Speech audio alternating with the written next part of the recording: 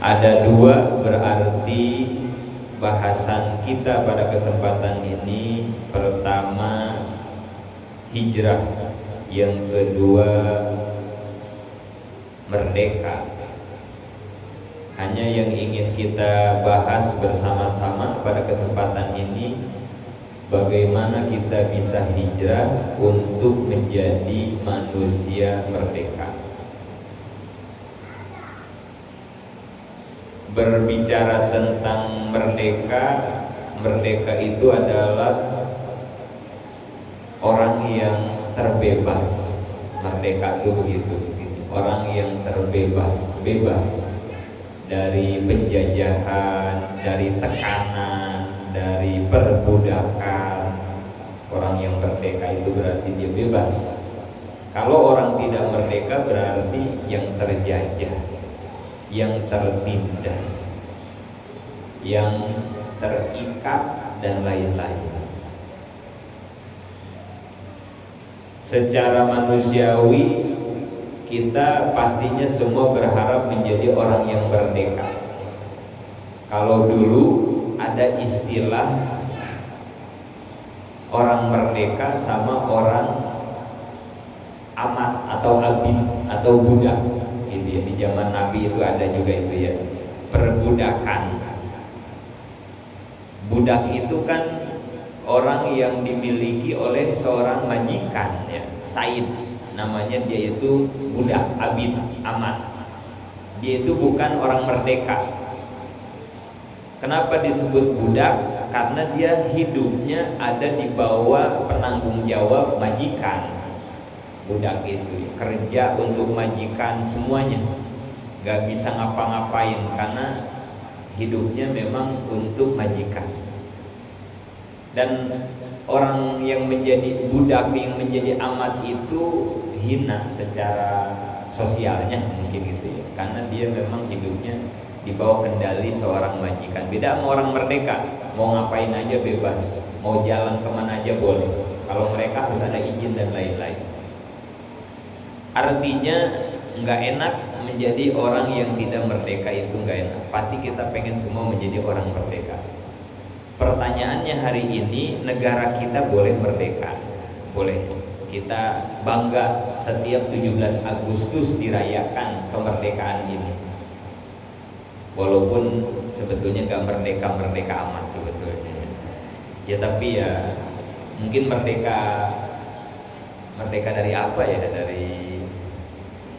Dari penjajahan Belanda kali gitu ya, dulu Jepang kali gitu ya, kali. Padahal hari ini juga kita masih dijajah sebetulnya ya. Ekonomi kita dijajah, pendidikan kita dijajah, bahkan politik kita dijajah hari ini. Kita nggak merdeka secara politik. Wah, yang mendikte politik Indonesia ini orang luar biasa ya. Nggak bisa. Macam-macam sedikit presiden, pejabat, wah tekanannya itu luar biasa ya. Nggak merdeka amat lah. Ya tapi ya mudah-mudahan lah gitu ya, semakin merdeka aja mudah-mudahan gitu. Tapi yang tidak kalah penting adalah diri kita sebetulnya. Diri kita ini sebetulnya secara lahiriah, secara zohir disebut merdeka, mungkin merdeka gitu ya. Tapi sebetulnya nggak merdeka amat. Yang tadi malam sholat tahajud ada nggak? Nggak usah diabsen lah ya, kita jawab di hati kita aja ya. Ini aja lah maksudnya, nyambungin materi aja ya. Sebetulnya pengen tahajud tuh pengen dari mau tidur itu ya, dari mulai ibadah isya gitu ya, kita tuh pengen ya. Sekarang juga kan kita pengen tahajud ini ya, pengen bisa tahajud kita ya. Yang tadi sholat duha kan itu ya, pengen kita sholat duha tuh pengen ya. Tapi pada kenyataannya kok nggak bisa gitu ya, kesiangan lagi ya, duhanya kelewat. Ini yang udah tahajud udah duha alhamdulillah ya. Ini buat yang belum aja ya buat saya lah gitu. Ini buat saya aja ya. Ibu-ibu insya Allah ini ahli tahajud semua ini ya, ahli duha. Pengen kita ya sebulan sekali menghatamkan tadarus Quran, pengen gitu, pengen ya. Atau 2 bulan sekali tamat gitu tadarus Quran, atau 3 bulan sekali. Kenapa ketemunya Ramadan lagi gitu ya. Kadang Ramadan kayak gak tamat ya, paling semangat awal lah Ramadan hari pertama sampai seminggu mungkin ya. Tadarus dapat kali 3 juz ya. Kesononya mah udah nyari baju, kesononya udah lupa lagi ya. Padahal pengen mah pengen, kita tadarus pengen, tapi kok nggak bisa-bisa. Ini ada apa? Nah, ini mungkin salah satunya. Ini yang disebut sebetulnya kita belum merdeka amat. Belum. Kita masih terjajah. Diri kita ya ini, kita bicara diri kita. Sebetulnya kita ini masih terjajah. Kalau kita tidak terjajah, harusnya bisa dong. Tahajud, duha, tadarus, itikaf, ngaji ke sana ke sini kan gitu. Harusnya bisa, tapi kenapa tidak? Nah, berarti memang ada yang menghalangi, ada yang menahan, ada yang menekan kepada jiwa kita, kepada diri kita, sehingga kita tidak bisa berbuat kebaikan itu. Bagaimana supaya kita bisa merdeka? Salah satunya, sebagiannya ada 2 sebetulnya. Orang kalau mau merdeka itu ada dua syarat ya yang harus dilakukan. 1, berjihad, 2, hijrah sebetulnya ya. Orang itu bisa merdeka, kemerdekaan itu bisa diraih salah satunya diantaranya dengan 2 ya, dengan berjihad, yang keduanya dengan hijrah. Kalau bangsa Indonesia dulu merdekanya dengan jihad apa dengan hijrah? Jihad Indonesia ya, berjuang membela negara dengan perang ya. Beda dengan Kangjeng Nabi ketika ingin memerdekakan tanah kelahirannya. Nabi lahirnya di mana? Mekah. Tanah kelahiran Nabi itu Mekah. Hanya saat itu Mekah dalam kondisi jahiliyah. Dalam kondisi jahiliyah. Bukan Allah yang disembah, tapi patung-patung berhala. Nabi sedih, Nabi prihatin melihat keadaan kaumnya yang menyembah batu. Di Ka'bah itu bukan 1-2 ya, berhala itu di Ka'bah itu, di luar dan di dalam Ka'bah itu berhala bukan 1-2, bukan puluhan, ratusan berhala. Bayangin ya, nggak sedih gimana Kangjeng Nabi melihat Baitullah, Ka'bah, tempat yang tersuci, tapi ditempatin, dipakai nyimpen berhala-berhala. Seharusnya itu menjadi simbol menyembah ibadahnya kita kepada Allah, tetapi malah dipakai sesembahan orang-orang jahiliyah. Sedih. Tapi Nabi nggak bisa apa-apa waktu itu ya, nggak bisa apa-apa. Makanya di surat Ad-Duha ya ada ayat. Surat Ad-Duha bukan itu. Wa wajadaka dolan fahada. Surat Ad-Duha bukan itu ya. Ad-Duha ya. Wa wajadaka dolan fahada. Kata Allah, Muhammad, aku melihatmu, menemukanmu dalam keadaan dolan. Dolan ya. Dolan itu apa artinya ya? Dolan. Arti aslinya mah sesat ya, dolan itu ya, dolalah ya, dolalah sesat. Tapi kalau Kangjeng Nabi dibilang sesat nggak pas ya, karena Nabi tidak pernah tersesat ya. Jadi dolan di situ bukan tersesat artinya ya, tapi bingung bagaimana supaya kaum Quraisy, orang-orang Mekah jangan menyembah berhala, supaya bisa menyembah Allah. Tapi Nabi bingung caranya gimana. Nah gitu ya, caranya gimana. Sampai akhirnya ya dalam kebingungannya itu Nabi suka menyendiri di gua apa itu? Tempat Nabi menyendiri itu gua apa ya? Gua Hiro ya, adanya di gunung apa? Jabal yang udah haji, yang udah umroh tuh biasanya suka naik ke situ tuh ya. di Jabal apa itu ya, di gunung Jabal Nur ya, Jabal Nur ya, Jabal Nur. Di Jabal Nur ada gua, namanya gua Hiro. Itu udah tinggi, yang udah pernah ya, saya juga umroh mah udah ya, tapi belum sempat naik. Katanya tinggi banget ya, tinggi. Model-model kayak kita kayaknya nggak kuat lah naik ini kayaknya. Katanya tinggi gitu ya. Dan biasanya yang suka city tour ya, kalau umroh itu ya, biasanya busnya itu di bawah doang, nggak diajak naik ke atas gua, enggak, karena memang tinggi. Kadang ada juga sih diajak naik, tapi tinggi. Dari atas itu kota Mekah bisa dilihat. Jadi Nabi itu suka malam-malam naik ke gua, ngeliat kota Mekah dari kejauhan sambil mikir gimana caranya orang-orang Mekah enggak nyembah berhala. Itu lama ya di situ ya. Nabi itu suka ke gua tuh menyendiri lama, sampai akhirnya datang wahyu pertama itu ya. Malaikat Jibril datang membawa wahyu pertama. Iqra bismi rabbikal ladzi khalaq, 5 ayat gitu ya.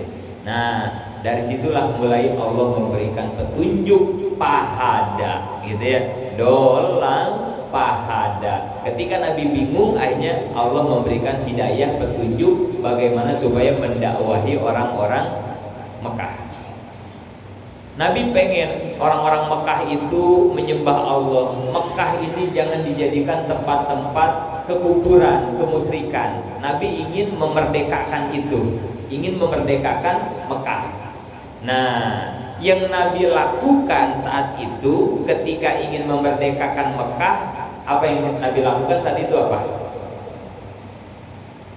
Hijrah dulu ya. Hijrah dari Mekah kemana? Ke Madinah ya. Kan Nabi waktu itu mulai dakwah ya di Mekah, mulai dakwah, sembunyi-sembunyi dakwahnya.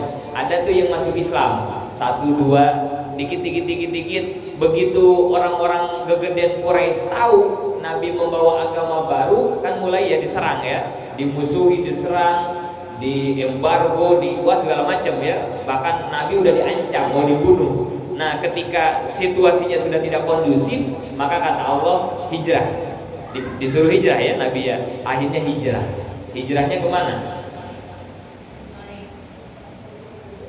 Awal-awal ke Thaif ya, pernah ke Thaif, setelah itu Madinah. Cuman dulu namanya Yasrib ya, bukan Madinah ya.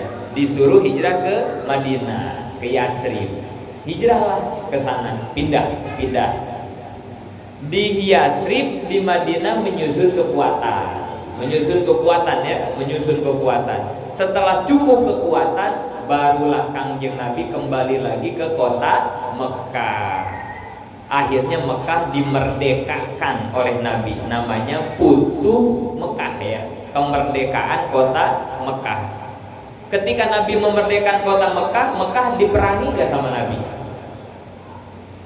Waktu kembali ke Mekah ya, udah kekuatan penuh nih.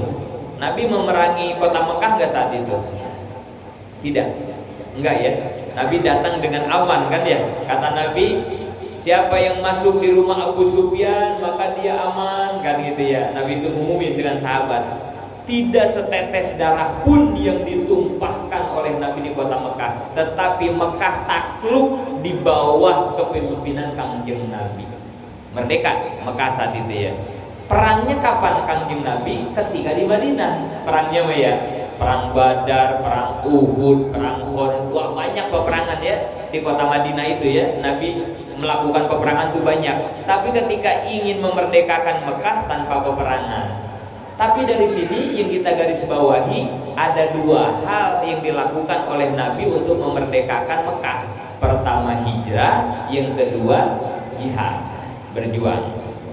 Nah, sebetulnya temanya harusnya 2 kali ini ya, jihad dan hijrah menuju pribadi yang merdeka. Sebetulnya begitu ya, karena ini 2 komponen gak bisa dilepaskan ya, jihad dan hijrah gitu ya.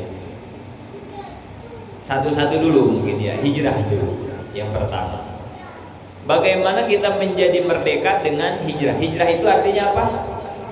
Pindah. Hijrah itu artinya pindah. Kemudian yang tadi, kita ini masih terjajah sebetulnya ya. Pengen tahajud kagak bisa, pengen duha nggak bisa, pengen namatin tadarus Quran sebulan sekali juga belum bisa. Nah, maka berarti kita ini pada dasarnya masih terjajah. Pertanyaannya, siapa yang menjajah kita? Siapa yang menjajah kita? Ibu-ibu terasa terjajah nggak? Wah, kayaknya jauh banget nih, jangan jauh-jauh dulu deh ya. Yang tadi pengen tahajud, bahkan sudah bangun jam 3, tapi ternyata cuman ke air kencing doang, terus tidur lagi, nggak tahajud akhirnya. Siapa yang ngejajah itu? Kenapa nggak bisa tahajud? Padahal sama Allah udah dibangunin, walaupun dengan cara kebelet pengen pipis. Itu cara Allah ngebangunin kita ya. Atau walaupun dengan ada suara kelotrak atau apa saja lah ya, Allah ngebangunin kita bisa dengan cara apa saja ya. Ada yang udah masang alarm juga ada ya. Bangun kita dengan alarm ya. Cuman sayang alarmnya dimatikan. Padahal Allah udah ngebangunin, tapi kita nggak bisa tahajud. Ini siapa yang menjajah kita sehingga kita tidak bisa tahajud? Hawa nafsu. Hawa nafsu. Musuh lawan terberat kita adalah hawa nafsu. Nah, ini ya. Jadi kesini nih materi kita nih ya, pelajarannya nih. Saya ini udah merdeka belum? Belum. Lalu yang menjajah saya saat ini siapa? Jawabannya hawa nafsu. Hawa nafsu itu apa? Ini biar berurutan aja ya ngajinya, ya biar gampang lah, biar bisa dipahami gitu ya. Satu poin kita pahami bareng-bareng gitu. Yang ngejajah kita itu hawa nafsu. Hawa nafsu itu apa? Ini nih yang ngebisikin kita nih. Udah Pak Ustadz, cepetan Pak Ustadz, baca doa ngaji jangan lama-lama Pak Ustadz. Ini saya ada janjian. Itu tuh yang suka ngebisikin model kayak begitu itu ya. Aduh ini lama banget sih Pak Ustadz ngaji Pak Ustadz ini. Aduh saya ada janjian nih hari Minggu. Itu tuh yang ngebisikin itu tuh hawa nafsu kita tuh. Itu tuh musuh kita tuh. Nah hawa nafsu itu apa? Keinginan ya. Hawa nafsu itu adalah keinginan. Ibu-ibu punya keinginan enggak? Ya? Punya keinginan enggak? Bukan punya ya? Banyak. Ya. Bukan punya kita mah ya? Banyak. Keinginan kita banyak banget ya. Cuman sayang ya. Keinginan kita, kebutuhan kita banyak, duitnya kagak banyak ya. Repotnya itu kita mah ya. Orang-orang mah duit banyak, keinginannya kagak ada, kebutuhannya ya. Kita mah kebutuhan banyak, keinginan banyak, duit kagak ada. Aduh, sayangnya itu ya. Jadi kita bukan punya banyak, keinginan kita mah banyak banget ya. Hawa nafsu itu keinginan.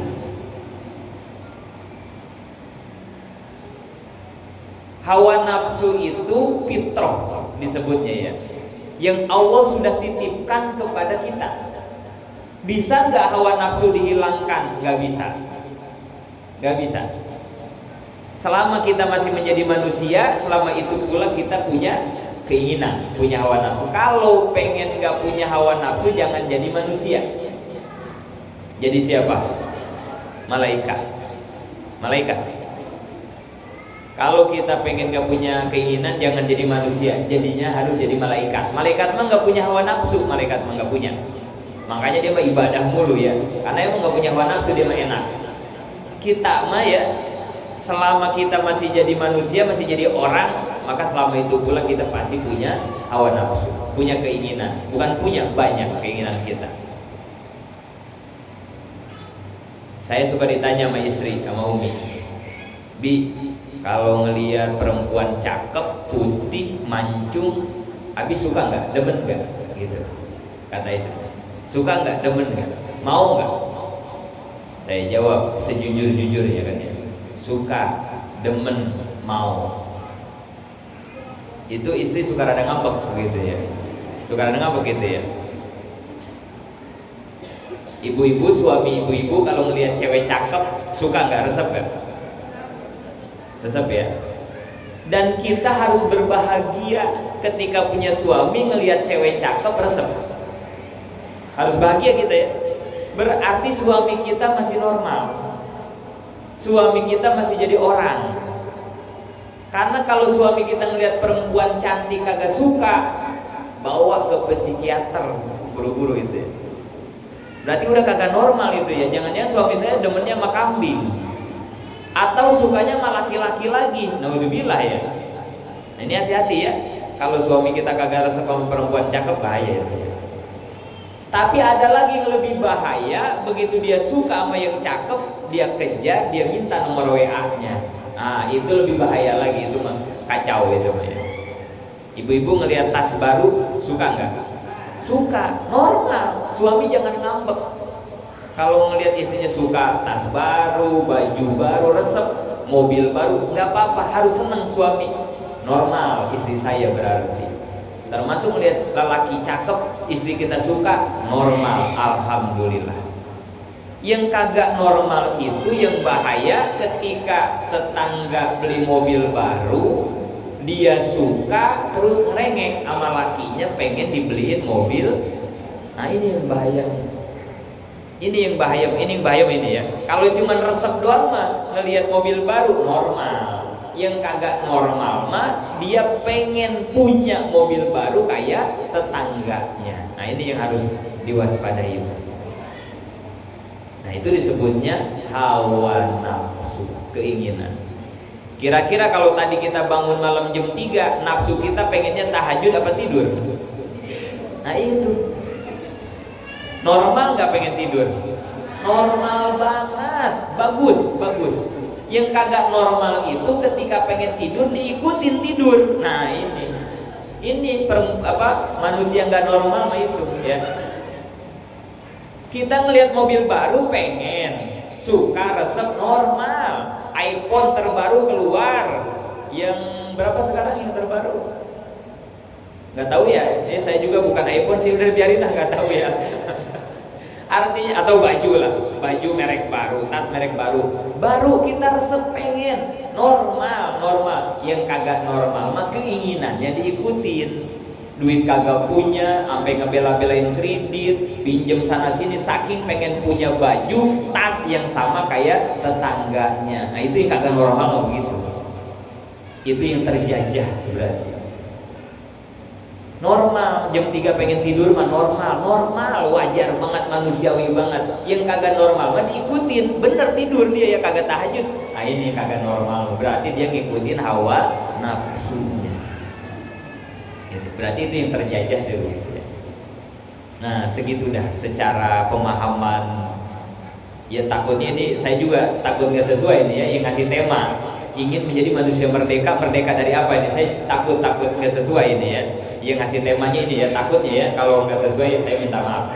Tapi pemahaman saya yang dimaksud merdeka itu salah satunya itu kalau kata saya Mbak ya. Orang masih terjajah oleh hawa nafsunya. Dia nggak bisa bebas dari hawa, itu orang yang terjajah, yang belum merdeka.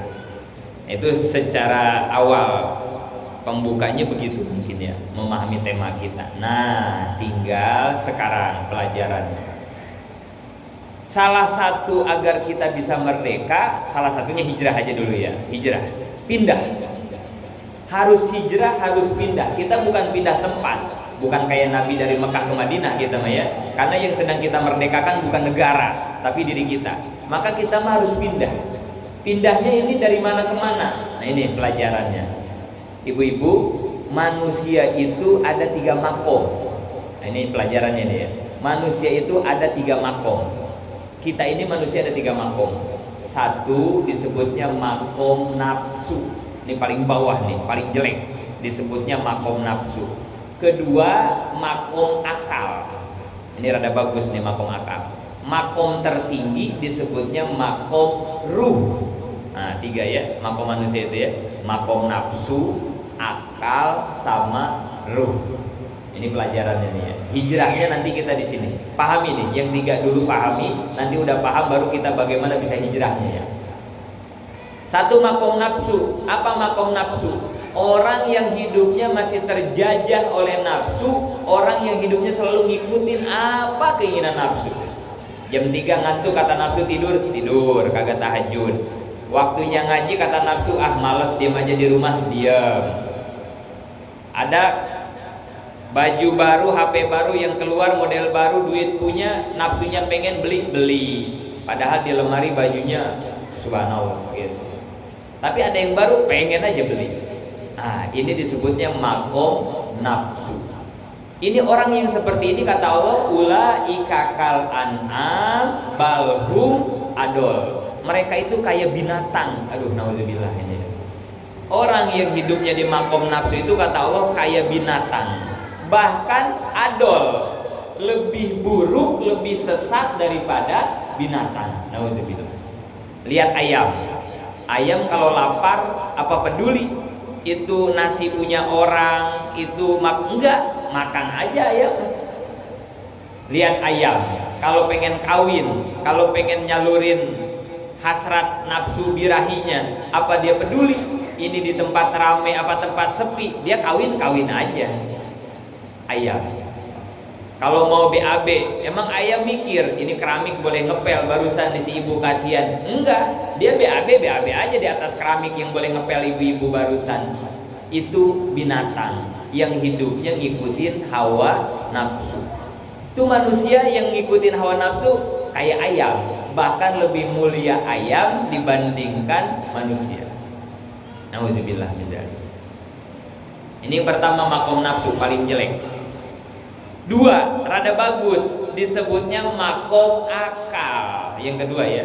Yang kedua makom akal. Akal itu bahasa Arab. Ain, kof, lam. Bahasa Arab ya. Ain, kof, lam. Akolun. Artinya apa? Pengikat, tali. Akal itu tali, pengikat. Apa maksudnya? Akal itu fungsinya buat ngikat hawa nafsu. Nah gitu ya. Akal itu fungsinya buat ngikat hawa, biar nggak terlalu liar nafsu kita, diikat sama akal. Udahlah, ngikutin mulu keinginan nafsu. Ada baju baru beli, HP keluaran baru beli, udah mendingan duit yang ada simpan, tabungin buat nanti kalau ada keperluan yang ngedadak yang lebih penting daripada dibeliin baju baru mulu, motor baru mulu, simpen. Lagian baju kita kan udah banyak. Ada tas baru pengen, nggak boleh ngelihat temen beli tas pengen. Itu di lemari udah berapa lemari tas, ya Allah gitu. Itu akal tuh yang ngomong ya, akal. Mikir, si akal teh mikir, ngenasehatin nafsunya. Udah, simpen aja duitnya buat kepentingan, udah. Lagian emang kagak takut apa itu, tas sama pakaian banyak banget, kan hisabannya berat. Nah itu akal tuh yang ngomong ya, akal. Kan nanti semua dihisab kita ya. Yang dihisab itu apa? Kita suka ngedengar gak ada istilah hisab di akhirat. Yang dihisab itu apaan? Ya, amal dihisab. Tapi yang lebih spesifik, istilah hisab itu digunakan untuk apa sebetulnya? Harta. Ya, ingat-ingat nih. Hisab itu sebetulnya untuk urusan harta. Tas kita, duit kita, baju kita, HP, motor, itu yang dihisab sebetulnya itu. Yang kedua, harta yang dihisab itu harta halal apa harta haram? Yang dihisab ya, harta yang halal apa harta yang haram? Ini biar paham kita ya, biar kalau kemarin kita ngedengar hisab kan santai aja, hisab kan itu. Kali aja kalau udah paham ada serem-seremnya dikit gitu ya, mudah-mudahan ya. Harta halal apa harta haram yang dihisab? Dihisab itu diapain dah? Takut ada yang belum paham juga nih ya. Dihisab itu diapain?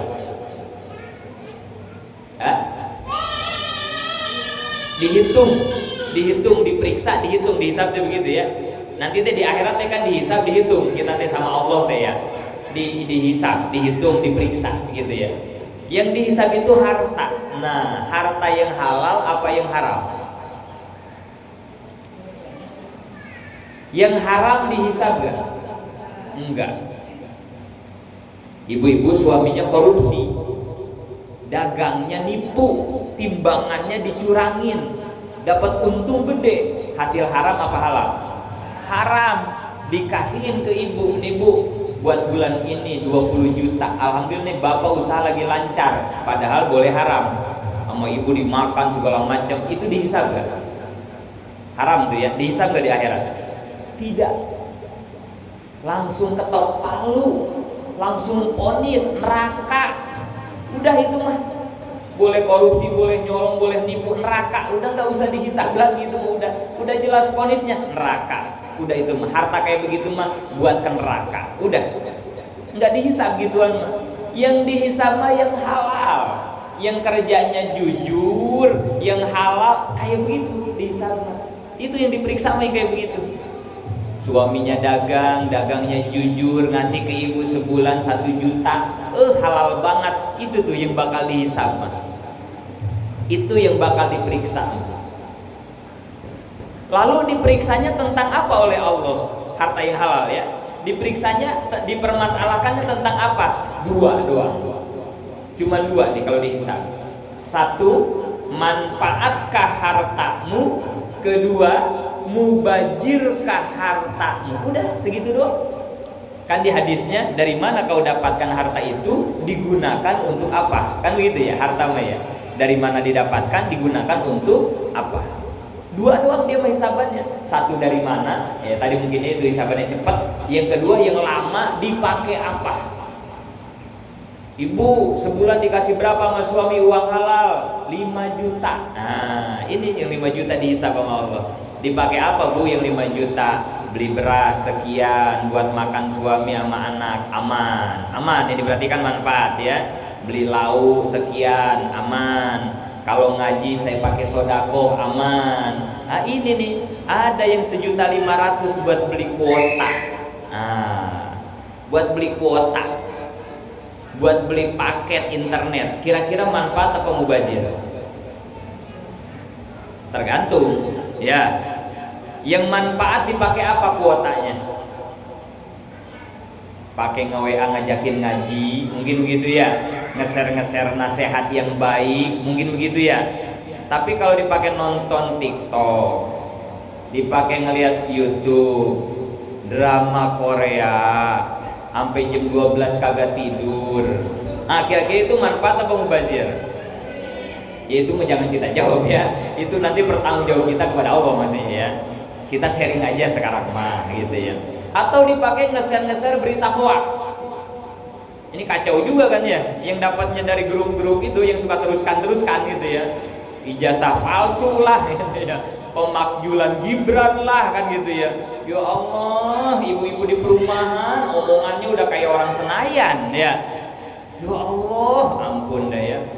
Ibu-ibu di sini di perumahan ya, di perumahan kita ini ya, di sini nih, di kampung-kampung kita lah gitu ya. Tapi kalau udah ngobrol, ya Allah, udah ngalahin Rocky Gerung omongan kita ya. Ya Allah, omongan kita udah ngalahin Egy Sujana, subhanallah ya. Padahal kita dapatnya dari mana berita itu? Dari grup WA yang terus-teruskan doang. Kita tahu nggak yang bikin itu berita narasi itu siapa? Nggak tahu. Bajer mana ya nggak tahu, kita nggak tahu, kita mah seakan-akan baik aja ini ya, muka teruskan padahal mah tahu bener tahu enggak itu. Ya Allah, andai itu bohong, andai itu hoax, masya Allah. Makanya di Yasin ya, al-yawma nahtimu ala afwahihim wa tukallimuna aydihim wa tashhadu arjuluhum bima kanu yaksibun. Mahkamah Allah nanti di akhirat, ketika kita disidang oleh Allah di akhirat, ini mulut kita dikunci sama Allah. Al-yawma nahtimu ala afwahihim, dikunci, ini mulut kita dikunci sama Allah, dikunci rapat, nggak bisa ngomong nanti nih di hadapan Mahkamah Agung. Allah nggak bisa ngomong karena Allah tahu ini tukang bohong. Nih si lidah nih pintar bersilat lidah nih, makanya udah gak usah ngomong. Yang ngomong siapa? Yang ngejawab pertanyaan kita nanti, pertanyaan Allah siapa di akhirat? Wa tukallimuna aydihim. Yang ngomong adalah tangan-tangan kita. Ini yang ngomong ini. Ini teh terjadinya nanti di akhirat apa sekarang di dunia? Mulut diem, tangan ngomong. Kejadiannya nanti di akhirat apa sekarang di dunia? Ayat itu ya, al-yauma nahtimu. Itu teh buat nanti di akhirat apa buat sekarang di dunia? Dunia akhirat. Hari ini liatin, banyakkan orang ngomong pakai mulut apa pakai tangan? Ya Allah, itu ayat, makanya Quran mah relevan ya, relevan teh luar biasa ya. Dulu mah belum ada HP. Itu mah nanti kali ya di akhirat gitu kata kita teh ya. Nanti pas di sidang di depan Allah mulut kita dikunci, tangan ngomong. Dulu ya, tapi sekarang terjawab relevansi Al-Quran ya Allah. Kejadian hari ini 2025 orang udah gak banyak ngomong hari ini, tapi jemari-jemarinya yang terus berbicara, ngetik WA, ngetik di laptop, bikin narasi-narasi ya Allah, disebar ke penjuru dunia. Entah benar, entah hoax, kita nggak tahu, dan kita ikut nerusin. Subhanallah, luar biasa kita yang ikut teruskan. Karena kan yang dibacanya di atasnya ya, di atasnya kalau bagus nggak dibaca semua sama kita ya, langsung aja teruskan. Ini kayaknya manfaat nih buat tetangga saya, buat ya Allah. Makanya kenapa nanti di akhirat yang ngomong tangan, karena ternyata yang banyak ngomong tuh tangan. Suaminya di kamar sama istri berdua-dua nih, suami di kamar sama istri ya, suaminya miring tidurnya pada pesono, istrinya miring tidurnya pesono, tapi dua-duanya pada senyum. Suaminya senyum, istrinya senyum. Ternyata mereka sedang senyum dengan HP-nya masing, mulutnya pada diem. Kali ngobrol suami istri di kamar, enggak. Mereka lebih nyaman berselancar di dunia maya, senyum dengan dunia mayanya. Suaminya di belakang, istrinya di belakang, cuekin. Lihat anak-anak kita yang pada nongkrong di warung-warung itu ya, ada 5, ada 6. Apa mereka pada ngobrol? Tidak. Mereka bisu, diam mulutnya, tapi tangannya ada yang ngomongnya dengan game-nya ya, ada dengan naudzubillah judi online, ya Allah ya, ada chattingan dengan perempuan yang enggak benar ya Allah. Maka itulah Al-Quran. Balik lagi ya, jadi yang dihisab itu adalah harta kita yang halal. Pertanyaannya apa? Cuma 2. Manfaatkah harta kita atau mubazir? Kalau manfaat aman ke surga, kalau mubazir itulah yang bakal jadi siksaan di neraka. Walaupun itu harta halal ya. Maka mudah-mudahan dengan ini ya dah kita lebih bijak lagi lah terhadap harta kita. Kira-kira nggak ada manfaatnya mah udah banyak banget itu sepatu sama tas itu di rak ya Allah, udah ini aja pakai. Karena kalau dia diem berminggu-minggu di rak nggak dipakai, apa itu bukan disebut mubazir? Ada kok pakaian yang dipakainya kondangan doang, ada itu di lemari kita. Itu keluarnya tahu 6 bulan sekali, ya Allah. Ketika dia diem di lemari, apakah itu bukan disebut barang mubazir? Itu yang nanti akan memberatkan siksaan di neraka, model-model semacam itu. Nauzubillah. Saya masih resep, Pak Ustadz beli baju baru, nggak apa-apa. Saya juga suka. Saya suka ngomong sama istri. Paling gas sekarang kita begini aja Mi, beli yang baru, yang lama sodakohin. Walaupun itu kurang bagus banget ya, sodako barang bekas itu kurang bagus ya. Tapi nggak apa-apa daripada jadi hisaban, jadi siksaan ya. Nggak apa-apa beli yang baru, yang lamanya sodakohin Mi, kasihin. Atau kalau pinter yang lama jual lagi kalau bisa mah ya, biar jadi duit. Nggak apa-apa juga halal ya, menjual barang bekas. Gak apa-apa, yang penting kan dia tahu ini barang second kan itu ya. Pengen HP baru gak apa-apa, yang penting yang lama jual atau kasihin, gak apa-apa. Jangan ditumpuk-tumpuk, apalagi dikoleksi. Buat apa ya? Takut itu termasuk barang mubazir. Boleh beli sendal baru, boleh, yang lamanya kasihin. Paling gak begitu kan? Gitu ya. Kedua, makom nafsu, yang kedua makom akal ya, terakhir berarti makom ruh terakhir. Apa itu ruh? Ruh itu asal katanya dari arwah. Ruh istirahat, sama. Akarnya sama, akar katanya sama. Ruh, arwah, istirahat, sama itu ya, artinya sama, bahasa Arab ya, istirahat. Kalau kata kita istirahat itu artinya apa? Bahasa kita ya, istirahat artinya apa itu kata kita? berhenti ngaso, berhenti ngaso. Yang disebut berhenti istirahat ngaso enak apa kagak? Lagi capek kerja ngaso kan itu ya. Atau anak kita di sekolahan lagi sekolah belajar capek, bel bunyi, istirahat main kan gitu. Wah seneng. Artinya istirahat itu nikmat. Maksudnya apa? Makom ruh adalah orang-orang yang sudah mampu mengistirahatkan hawa nafsunya. Kalau akal kan ngikat doang ya, akal mengikat. Nafsunya masih jalan, tapi diikat, kayak kambing diikat. Jalan mah jalan, tapi ya di situ-situ aja. Artinya orang di makom akal itu nafsunya udah nggak terlalu liar karena udah diikat. Tapi kalau di makom ruh udah nggak ada pergerakan nafsunya, udah diistirahatkan total. Istirahat yang paling baik itu apa? Kita kalau mau ngaso, mau istirahat, kata dokter yang paling bagus itu apa? Istirahat yang paling baik apa?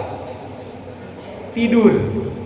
Nggak ada lagi ya. Istirahat terbaik itu adalah tidur. Kalau orang tidur ada pergerakan nggak?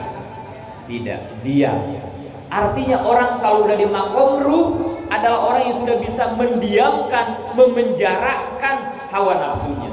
Bukan malah kita yang dijajah oleh hawa nafsu, tapi hawa nafsunya yang ditahan, yang dipenjara, diikat.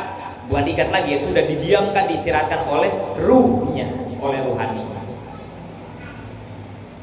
Udah capek ngikutin hawa nafsu mulu, capek. Emang kagak capek apa? Tetangga beli mobil baru, kita kepanasan. Nafsu kita kan panas, pah beli dong mobil baru. Padahal tetangga sama kita suaminya beda kerjanya, penghasilannya juga beda. Tapi karena nafsunya panas, nggak mau kesaingan, dia aja beli mobil baru, beli dong pak. Akhirnya nggak punya duit kan, dia mah ya maksain. Kalau nggak punya duit, beli mobilnya dengan cara apa? Kredit. Emang kagak capek kredit? Ya Allah, tiap bulan mikirin cicilan, terlambat dia telepon mulu sama leasing. Masa Allah, 3 bulan kagak bayar, orang hitam datang ke rumah kita kan ya. Ya Allah, emang kagak keganggu itu. Udah capek. Kata ruhani kita ya, udah capek nafsu. Udah jangan segala pengen mobil dulu. Udah diem. Nah itu orang ruhani itu udah bisa begitu. Udah nggak bisa ngapa-ngapain nafsunya. Udah capek gua ngikutin lu dulu dari dulu. Ini umur sampai udah 60 tahun ini nggak pernah duha, nggak pernah tahajud gara-gara ngikutin hawa nafsu mulu. Nanti yang mau nerangin kuburan saya siapa? Nanti kalau saya nggak tadarus, udah nafsu, udah capek saya ngikutin kamu. Umur saya udah 60 nih, nggak kerasa nih ngikutin nafsu. Nggak pernah duha saya, nggak pernah udah. Sekarang mas saya mau tadarus, mau duha, mau tahajud. Udah, saya nggak tahu saya hidup berapa hari lagi. Udah nafsu udah. Capek saya ngikutin kamu mulu, capek. Udah saya mau enak-enakan sekarang, saya mau istirahat, saya mau ngikutin akal saya, ruhani saya, nggak mau lagi ngikutin kamu. Itu yang disebut orang merdeka sejati, yang sudah bisa mengistirahatkan hawa nafsunya, makomnya sudah sampai makom ruhani. Itu pelajarannya ya, berarti hijrahnya berarti menghijrahkan makom. Kalau pengen merdeka, dari makom nafsu hijrahkan ke makom akal, dari makom akal hijrahkan ke makom ruhani. Caranya bagaimana? Jihad. Gak bisa hijrah tanpa jihad. Jihad itu apa? Berjuang. Namanya mujahadatun nafsi, memerangi hawa nafsu. Perangi hawa nafsunya, lawan hawa nafsunya. Caranya begitu, jihad. Harus mau jihad, harus mau mujahadah, harus mau perang, harus mau fight dengan nafsu kita. Jangan diikutin mulu nafsu. Kata ulama tasawuf, nafsu itu kayak bocah kecil, katipli, kayak bocah kecil. Anak kita umur 2 tahun, kalau di depan rumah kita ada tukang jajanan, dia minta duit gak? Lewat lagi tukang es, minta duit gak? Lewat lagi tukang mainan, minta duit gak? Pernah anak kita mikir, aduh udah 3 kali, kasihan mama sama papa, saya nggak enak minta. Nggak ada anak kecil. Kalau dia minta dikasih, minta lagi. Begitulah anak kecil, begitulah nafsu. Kalau kita ikuti nih kagak mau tahajud, besok aja tahajud sekarang mau tidur. Ya, apakah besok nafsu ngajak tahajud? Tidak. Besok juga ngajak tidur lagi. Ya udah ikutin dah tidur, besok kali tahajud mah. Sampai mati akhirnya kita nggak pernah tahajud gara-gara ngikutin nafsu. Karena nafsu itu kayak anak kecil, nggak pernah mikir. Caranya gimana kalau sama anak kecil atau anak kita yang nyusu ASI? Kalau anak kita yang nyusu ASI nggak disapih, kira-kira berhenti nggak nyusunya? Ya Allah, sampai kelas 6 SD ya masih nyusu ya. Itu anak kita ya yang suka disapih, apalagi anak laki-laki, bahaya ya. Suami kita ya segitu disapih umur 2 tahun ya, sekarang masih nyusu aja mamanya ya. Itu segitu disapih dulu ya, apalagi kalau kagak disapih anak laki-laki mah kacau. Sampai tua nyusu aja dia. Tapi kalau kagak disapih, anak laki-laki kalau kagak disapih ya 3 tahun, 4 tahun nyusu terus sama kita ya. Tapi kan kita nyapi itu apa? Ketegasan kita terhadap anak. Kita kasih kan di susu kita pakai balsem, kasihin balsem. Pakai apa lagi? Kayu putih kagak mempan, pakai apa lagi? Bantrawali. Wah, udah apa aja ya. Itu bentuk ketegasan kita ke anak supaya anak berhenti nyusu. Kalau nggak digituin anak gak bakalan mikir, malu mah saya udah 3 SD masih nyusu. Enggak, anak mah nggak begitu. Kasihan emak saya udah jajan 4 kali sehari takut duit. Enggak, anak mah nggak begitu. Dikasih terus minta. Tegasin, sekali minta jajan kasih, 2 kali oke, ketiga kali udah nggak bisa udah 2 kali nangis jengker nggak bisa nanti lagi ya. Tegas aja begitu. Kalau kita tegasin begitu maka dia berhenti merengek minta jajan. Kalau kitanya ada ketegasan. Begitulah cara ngelawan hawa nafsu. Mujahadah, perang, baik sama nafsu. Nafsu pengennya tidur gak tahajud, nggak bisa. Bangun ke air tahajud sehari 2 hari, keras, pahit, pegel, ngantuk gak apa-apa. Tapi nanti lama-lama kita akan terbiasa dengan tahajud. Kalau itu kita biasakan. Caranya begitu, harus diperangi. 5, tipnya 5 ya. Dipaksa, nafsu, dipaksa, terpaksa, bisa, terbiasa, luar biasa. Tip melawan nafsu itu harus begitu ya. 5. Pertama harus dipaksa dulu. Nanti dia jadi terpaksa. Lama-lama jadi bisa. Lama-lama jadi terbiasa. Terakhir dia bakal menjadi orang yang luar biasa. Sekarang kita kagak doyan duha, paksa aja duha, paksa. Ayo duha, paksa. Akhirnya kan kita duha ya. Kira-kira kalau boleh maksa duhanya ikhlas apa kagak? Boleh maksa nih sholat duhanya ya, ikhlas apa enggak? Enggak bakalan. Pasti kita duhanya terpaksa. Enggak apa-apa. Terus aja paksain, terpaksa. Nanti lama-lama juga jadi bisa. Kalau udah bisa jadi terbiasa. Sekarang ninggalin duha kita biasa-biasa aja kan, enggak kayak punya utang. Tapi bagi orang yang sudah terbiasa duha, betah nggak ninggalin duha? Nggak bakal. Kayak ibu-ibu mau ngaji ketinggalan HP, betah nggak?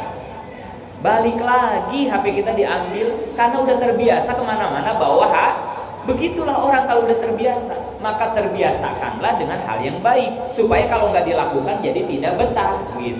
Kalau udah terbiasa, maka kita bakal jadi manusia luar biasa. Siapa orang yang luar biasa? Orang yang sudah bisa istiqomah. Orang luar biasa tadi disebutnya orang yang sudah istiqomah, nggak pernah tinggal duha setiap hari walaupun cuma 2 rakaat. Dari mulai sekarang aja ya, dari mulai kita ngaji nih baru dapat ilmu soalnya ya.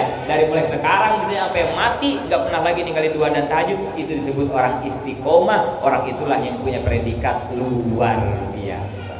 Segitu aja, mohon maaf apabila ada kekurangan dan kesalahan.